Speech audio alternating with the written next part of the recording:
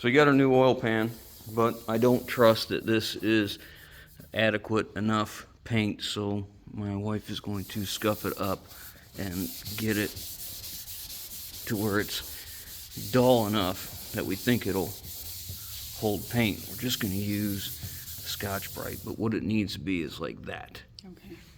And down in these grooves here. And then after that's all done, we'll wipe the whole thing down with acetone, and then we're going to go ahead and, I don't know if we'll prime it as well, but we're definitely going to paint it. We might prime it too, I don't know. Good thing we're pulling these out because there's no thread sealer on them at all. Look at that crummy weld. Looks like it's laying on top. Hope that's not going to be a problem later. So I hate aftermarket. This is probably made over a pond too. But Cummins wanted, was it $2,700 for this oil pan? I think so. And look at that, there's nothing on that. And this was under $500. So I guess I could replace this quite a few times The if I vessel have to. seems pretty thick, though. That's fine. I guess. Anyways, let's get this apart.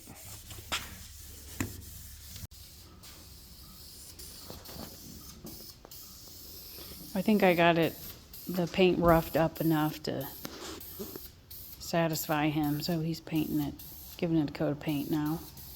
I don't know if we'll have enough paint. We might have to get more. Yeah, I decided not to prime it. I'm just gonna leave this primer go. I don't think it would need it. Well, I hope I don't regret that.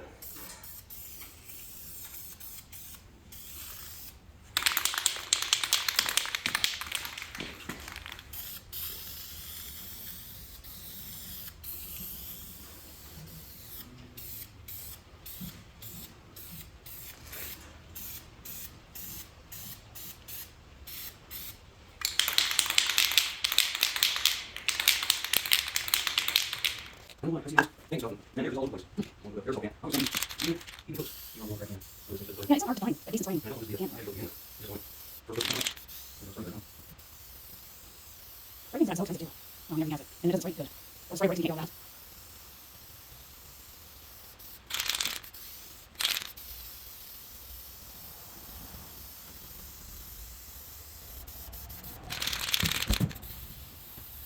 I think so. We're going to find there's a zero over above it. The number goes up with this, these dead changes. Watch. We'll have to move this inside of ways. We get new coverage. See how it's not spraying all again? It's run down.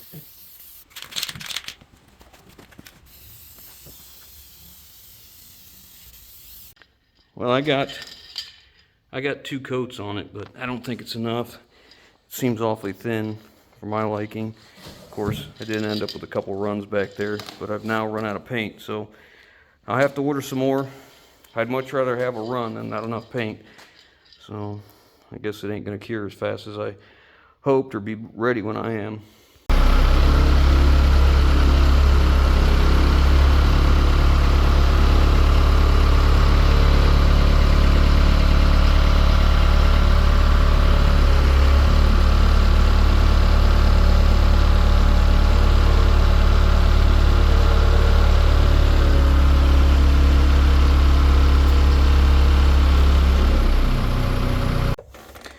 Well, today's the day.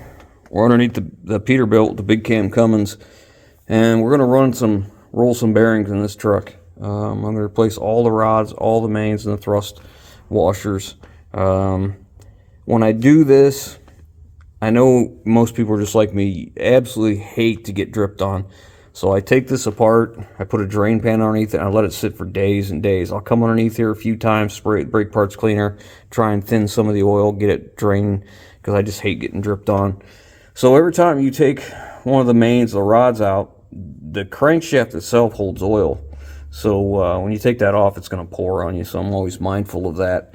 And this truck in particular is so greasy. It's so oil soaked, and everything is just saturated in crud, you know. So I do things like this because I don't want to be wearing I don't want everything I own to be saturated in that nasty oily mess, so I just put some stuff over top of it. I've used tinfoil before, it works real well. But then I set up a light. This is a single beam, single bulb LED light. It's 4 foot long.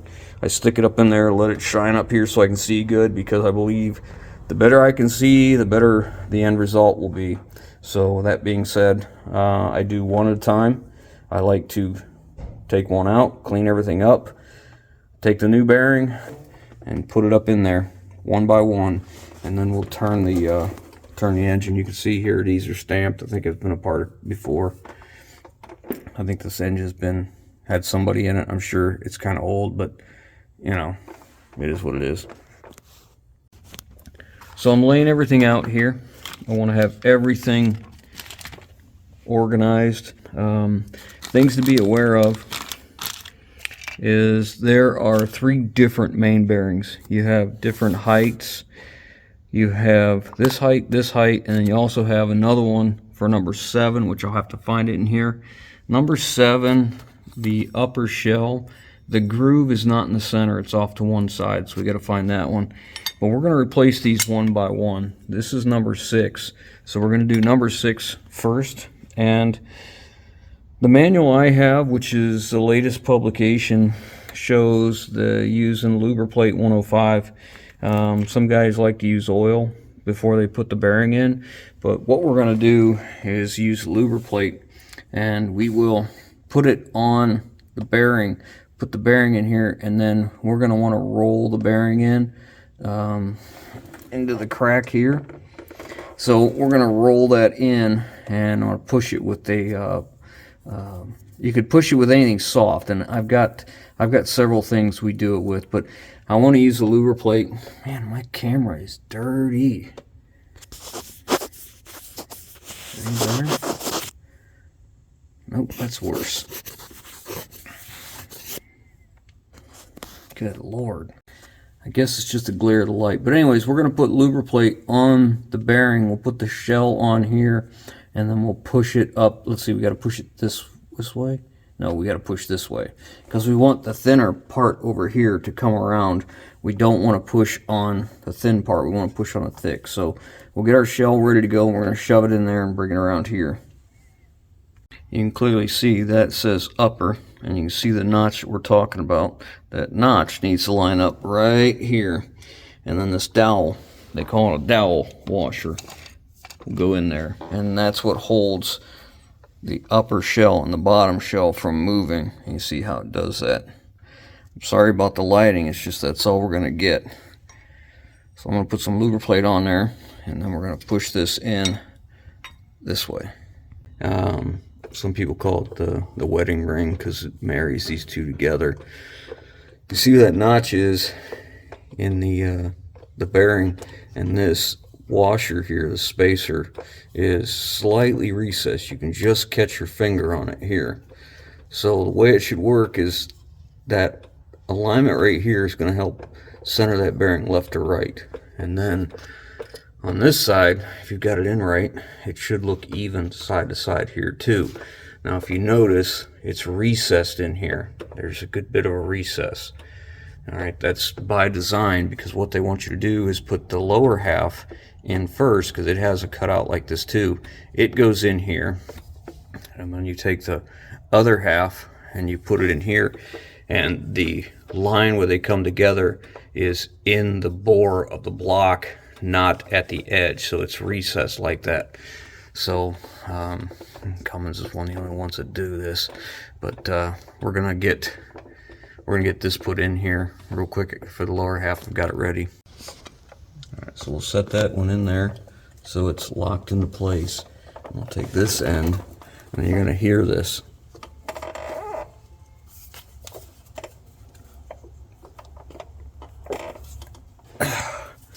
Well, maybe hear it, but you can see it there. Now it's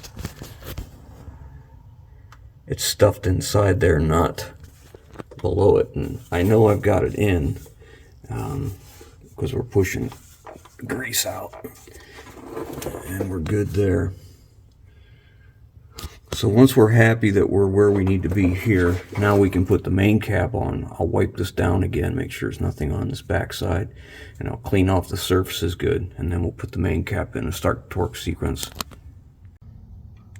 So Cummins wants just a light amount of oil on the threads under the head of the bolt. That's what I'll do. I have to make sure we get the main cap back the way it goes. So several indicators. One, you can see where the washer was, but that doesn't always mean it was installed correctly before. The other is there's a number 5 right there, which coincides. It should be on the driver's side, the intake side. And you can push this up in here. And what I do, they want you to pull these in evenly, and I don't know if the cutout is machined like that or if it's just their procedure, but I get it started, get my bolts in here to hold it, and then I'll push it in. The other bolt here.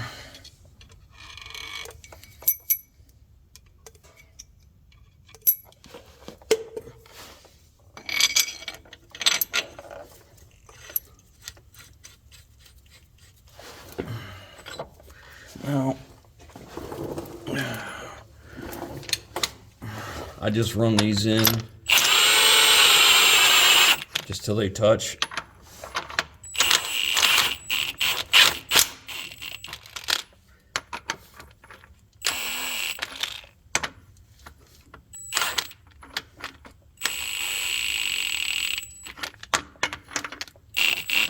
Okay. Now I'll get the torque wrench and run them in. We have to run them in even, just a little bit at a time. Now they're both about the same distance apart up here, so I'll get the torque wrench and we'll start running this in little by little.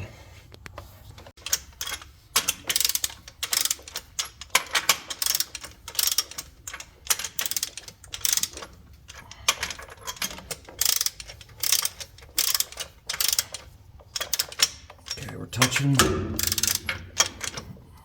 All right. First torque. This first torque is 90 foot-pounds.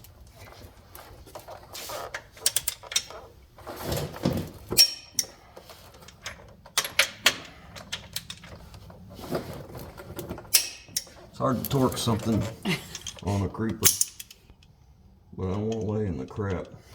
Next one is 170, which is kind of a little bit of a big ask for this small torque wrench, a short one. Yeah, I can't even move it on that one, on the 170. I gotta have some way to hold on to something so I don't roll away.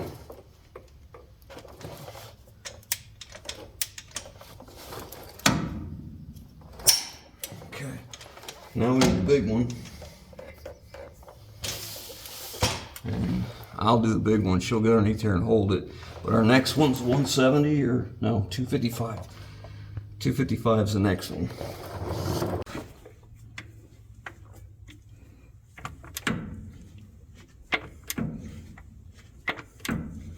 There's not much room to move the torque wrench because of the leaf springs. Next.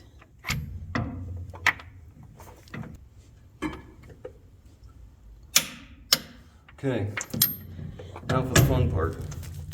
Now I get to back both of them off till it's loose and then do that again. And that torque sequence is because the bolts we have are 3/4 inch shank. If you had 1 inch shank, it'd be different torque spec. On this particular era, it would be the same procedure, just a different torque numbers. You still have to go through 3 steps, back it off, and then do it again. It takes a while. Come on out, I'll take that loose. So now we need to go back down to 90.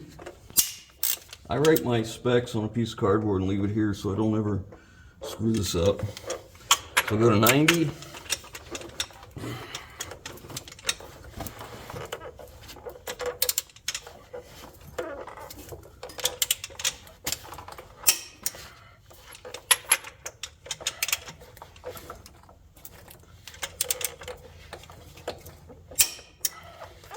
Okay, next one is 170, I believe. Yep, 170.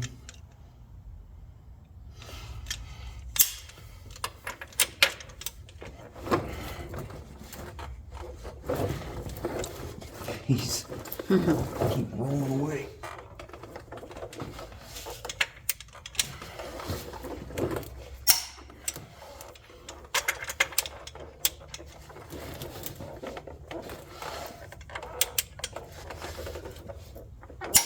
Okay, now we get the big one.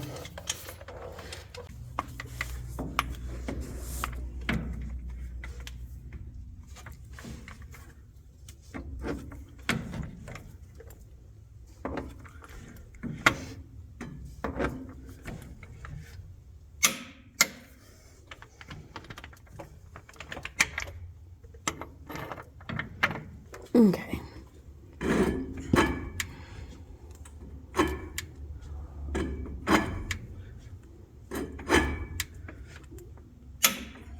Okay, that one's done.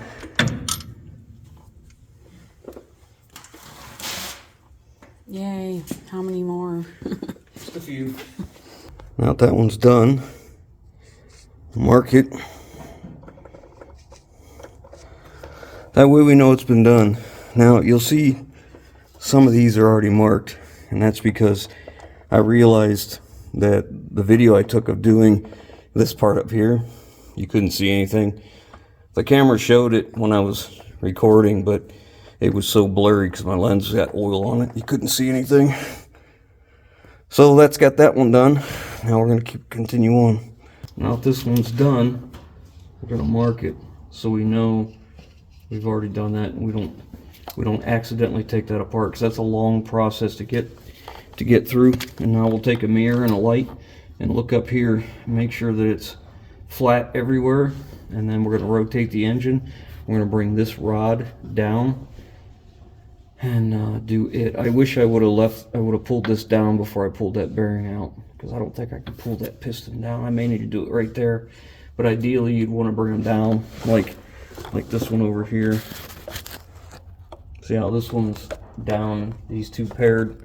They're very easy to get to, but I don't want to turn it without a bearing in here. I don't want this to hit the crank, so I think we'll go ahead and put this in next, that rod bearing. Got our lubricator plate in there. Make sure your mating surfaces are good and clean. Nothing on here, no lint, no nothing.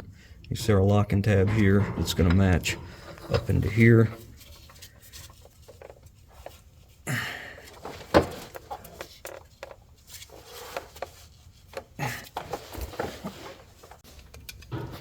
So we want just a dab of oil.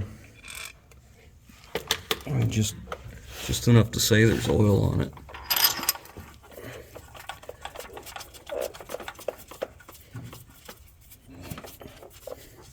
It's enough to hold that. Get this one.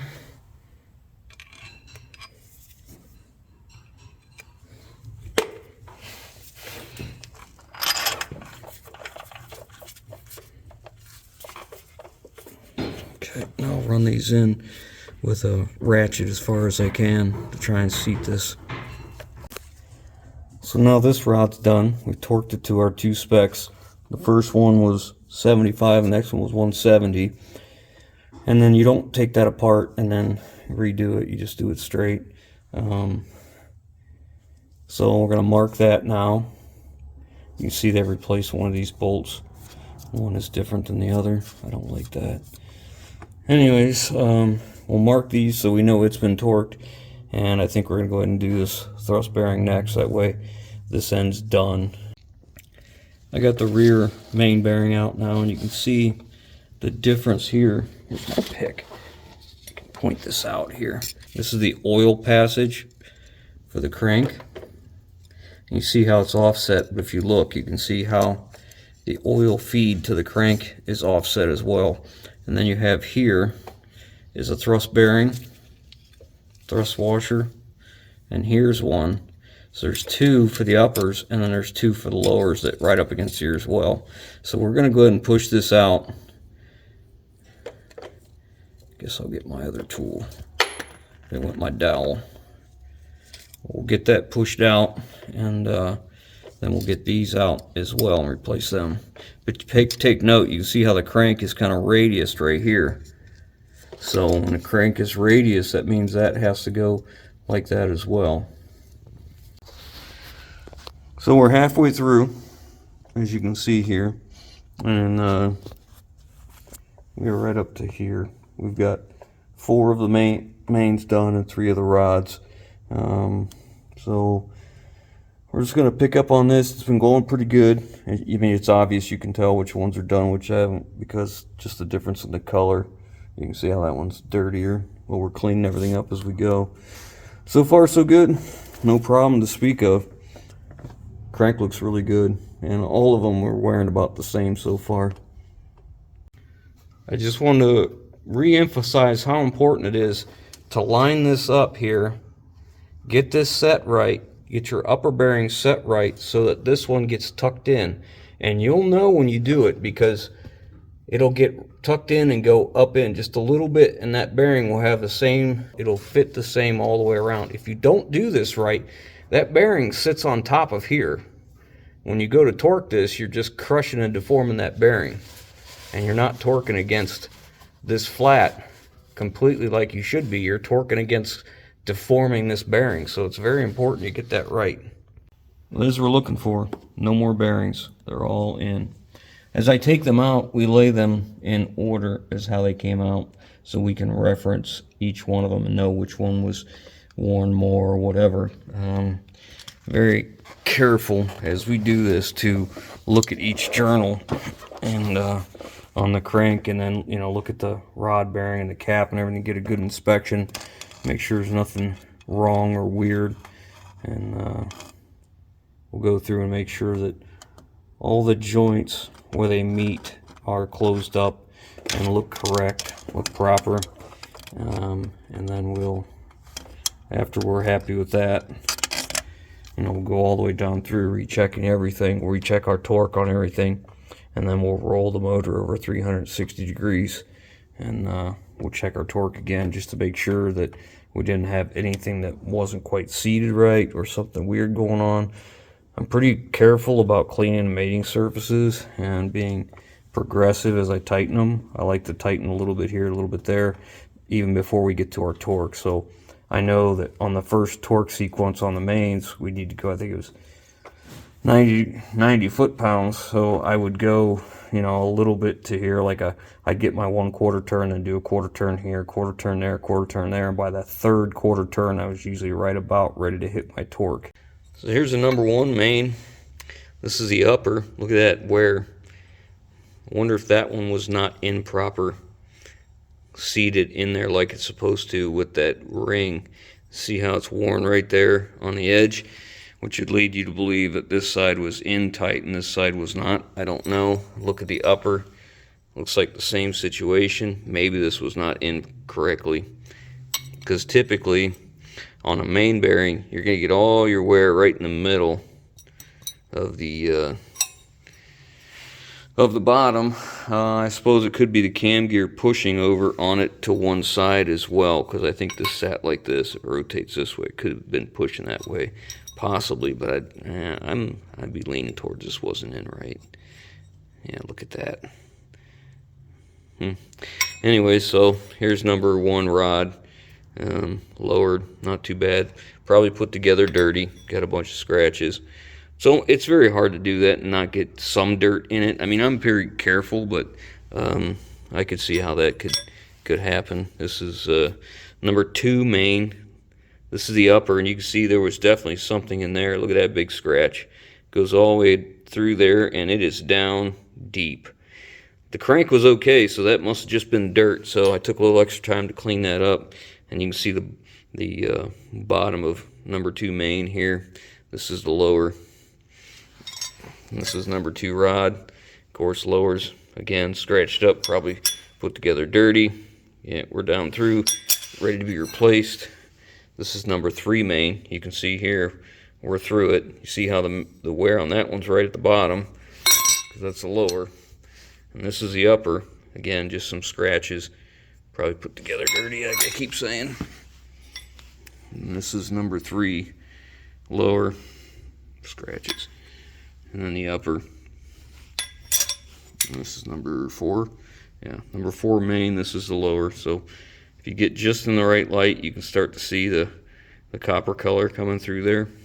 That's the lower. Here's the upper. Again, this must have been put together pretty dirty because all of them have some scratches in it. And this is number 4 lower, number 4 upper. As far as I'm concerned, I mean, this is a very good timing. All right, this is number what, 4 or 5. This is 5 main. This is the lower. If you turn it just right, you'll be able to see the copper color coming through right in here. Upper, just some heavy scratches in there. We're at number 5. That's the lower. Number 5 upper for the rod. Number 6 on the main. This is the lower. This is the upper. It had almost no wear whatsoever. That one must have got in pretty clean. And we're into number 6 rod. You can actually see the bronze or brass color coming through here. That's on the bottom, and here's the top coming through. And our final, last main, little bit, again, just scratches. And man, look how that one's worn. You get in the light, you can see the copper color coming through. That one had accelerated wear as well. But I'm wondering if this one wasn't put in proper, you know, like it wasn't hooked in here and this part recessed 60 thousandths like it's supposed to, because I don't know if that would do that wear or not. But you can see how the wear is right there. It's all pushed to that side.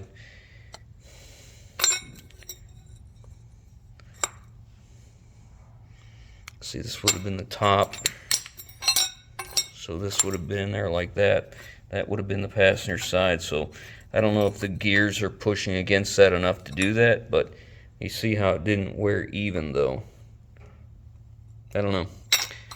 I don't know enough about it to say, but regardless, I think it was a good timing to take that apart and get it handled.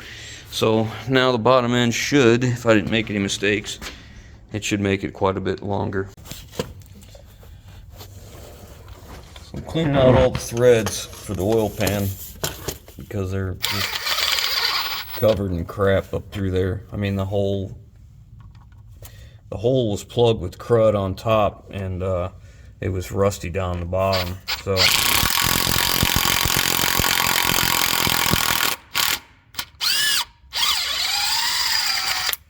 I don't want to go to put this thing on and it feel like it's tight, but it's really not. It's just fighting rust. That's a perfect example right there. Let's see that.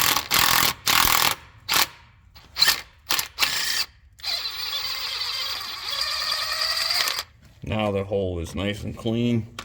Got one left, but I'm gonna have to move this light now. I'll get that in a minute, but look up here, you can see what I'm talking about. See all the crud.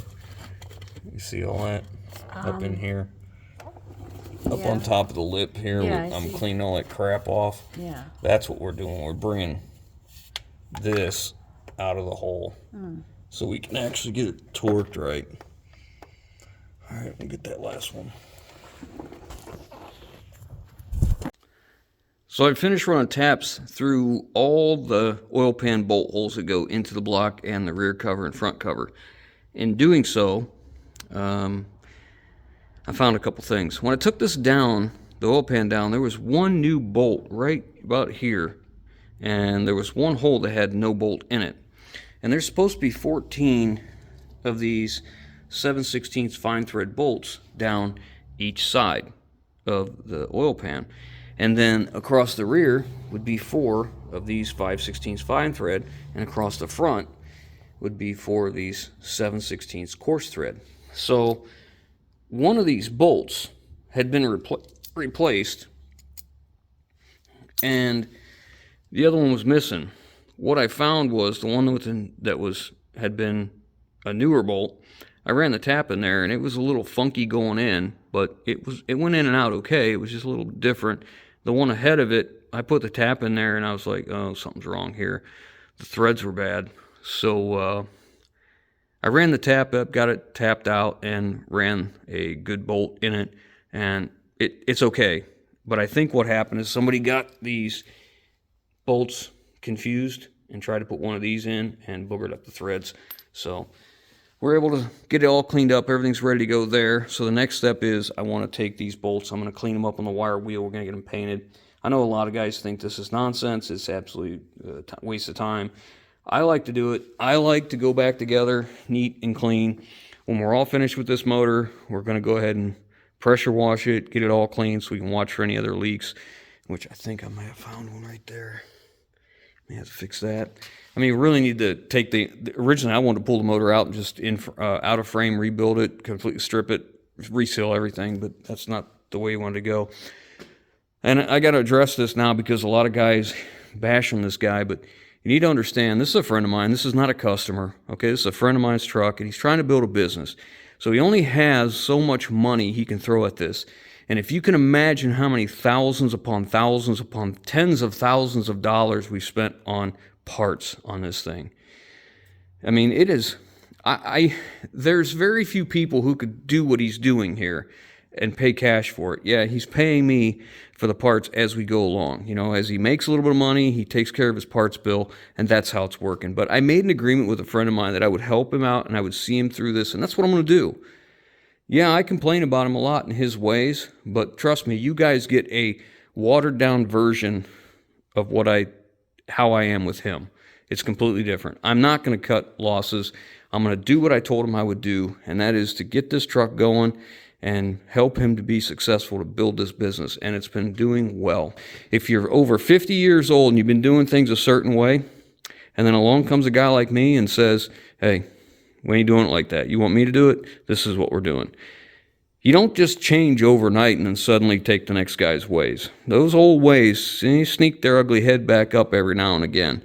And this is no different. You know, it's just a learning curve here. You know, he's doing much better. Now we're in the off season. Now look, this is a big step. The off season, and now we're doing proactive work.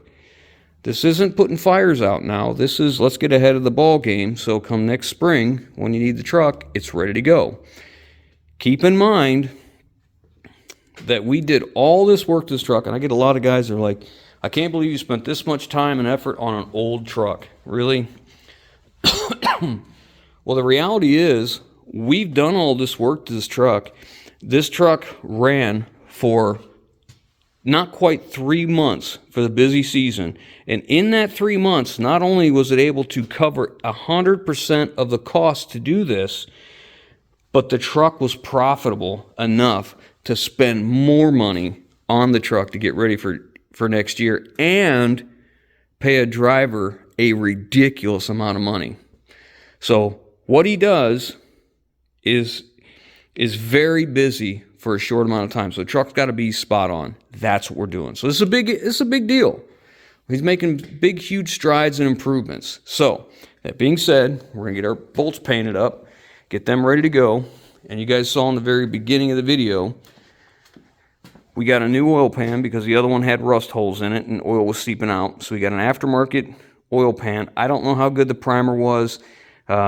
We scuffed it all up with Scotch-Brite, blew it off, wiped it down, and I got 6 coats of paint on it. I didn't do that because I want it to be shiny, beautiful. I did it for preservation. We're in Ohio. We use salt and brine solution on the roads, and I'm trying to make that thing last as long as we can. I'm not going to put the oil pan on yet because I have 2 other things I have to take care of on the other side, and I don't want the oil pan up there and getting all scratched up. And if it's a scratch, that could lead to rust. So what we need to do here is I need to take off the power steering pump, and this was an ordeal. The truck developed a power steering leak, okay? One of the lines was bad, it had rubbed, and it started leaking. So he had his driver replace all of them. Again, making strides here. He didn't just replace the one, he replaced all of them. The problem is his driver ended up getting the lines messed up. He couldn't get power steering to work then. So they thought it was a pump. They swapped the pump out. You can see they put that horrible orange RTV between the pump, the power steering pump and the oil pump. And in the midst of that, they didn't get the fittings clocked right. So now the power steering hoses are rubbing the frame. So this whole repair was for nothing if you don't do it right. So we got to take that off, reclock the fittings here so our lines will not rub the frame anymore. But we're going to do that because we need to get to the oil pump. The oil pump is in front of it.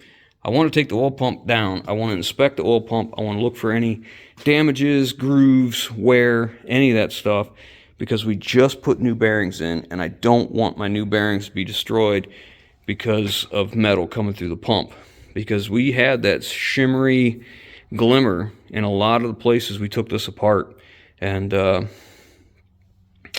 don't want to take that chance. So we're going to take that apart. We're going to inspect it. I've ordered a new pump in case that's not rebuildable.